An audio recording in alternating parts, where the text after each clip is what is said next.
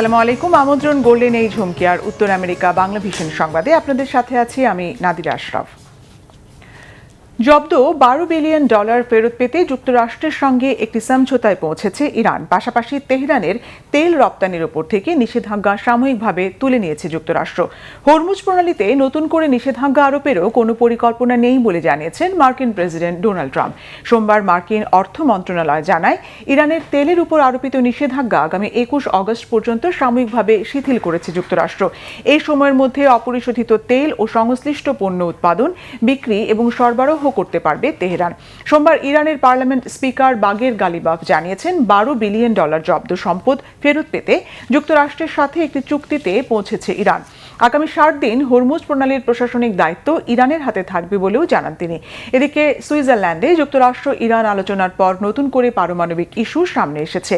মার্কিন vice president JD Vance দাবি করেছেন, ইরান আন্তর্জাতিক পরমাণু পরিদর্শকদের দেশটিতে প্রবেশের অনুমতি দিতে রাজি হয়েছে। তবে তেহরান এই দাবি প্রত্যাখ্যান করে বলেছে, তাদের পারমাণবিক কর্মসূচি নিয়ে নতুন কোনো প্রতিশ্রুতি দেয়া হয়নি। যুক্তরাষ্ট্র ইরান চলমান কূটনৈতিক তৎপরতা এবং দ্বিপক্ষীয় সহযোগিতা নিয়ে আলোচনা করতে পাকিস্তান সফরে গিয়েছেন ইরানের প্রেসিডেন্ট মাসুদ পেজেশকিয়ান। কানাডার মন্ট্রিয়লে বন্দুকধারীর হামলায় এক পুলিশ কর্মকর্তা সহ অন্তত 3 জন নিহত হয়েছে। নিহতদের মধ্যে একজন বেসামরিক নাগরিক এবং হামলাকারীও রয়েছে। এই ঘটনায় আরও এক নারী পুলিশ কর্মকর্তা গুরুতর আহত হয়েছে। সোমবার শহরের কোর্ট দে নেইজ এলাকায় এই হামলার ঘটনা ঘটে। ঘটনার পর পুরো এলাকায় আতঙ্ক ছড়িয়ে পড়ে এবং আইনশৃঙ্খলা বাহিনী ব্যাপক অভিযান চালায়। সোমবার সকাল 11:30টার দিকে একটি ভবনের ভেতরে গুলির খবর পেয়ে ঘটনাস্থলে পৌঁছায় পুলিশ। সেখানে পুলিশের সঙ্গে গোলাগুলি শুরু হলে এক পর্যায়ে পুলিশের গুলিতে নিহত হয় হামলাকারী। হামলার স্থানটি আংশিক ইহুদি অধ্যুষিত এলাকা হিসেবে পরিচিত, যেখানে বেশ কয়েকটি রেস্তোরাঁ ও সুপারমার্কেট রয়েছে। তবে হামলার উদ্দেশ্য সম্পর্কে এখনো নিশ্চিত কোনো তথ্য পাওয়া যায়নি। এটি ঘৃণাজনিত অপরাধ বা হেট ক্রাইম কিনা সে বিষয়েও তদন্ত চলছে। কানাডা পুলিশের ধারণা, হামলাকারী হতাশায় ভুগছিলেন। হঠাৎ গুলির শব্দে এলাকায় আতঙ্ক ছড়িয়ে পড়ে। কয়েকজন প্রত্যক্ষদর্শীর দাবি, হামলাকারী সামরিক পোশাকের মতো দেখতে পোশাক পরা ছিল। তবে নিহত বেসামরিক নাগরিকের পরিচয় এখনো প্রকাশ করা হয়নি। এই ঘটনায় গভীর শোক জানিয়েছে কানাডার প্রধানমন্ত্রী মার্ক কার্নি। ঘটনার পেছনে সত্যিকারের কারণ খতিয়ে দেখার নির্দেশ দিয়েছেন তিনি।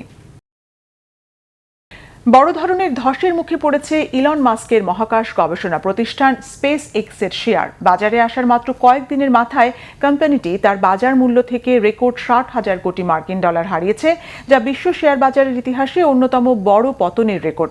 চলতি মাসের 12 জুন বড় আশা নিয়ে শেয়ার বাজারে যাত্রা শুরু করেছিল স্পেস এক্স। শুরুতে বিনিয়োগকারীদের ব্যাপক আগ্রহের কারণে কোম্পানির বাজার মূল্য রেকর্ড $2.6 ট্রিলিয়ন পৌঁছেছিল।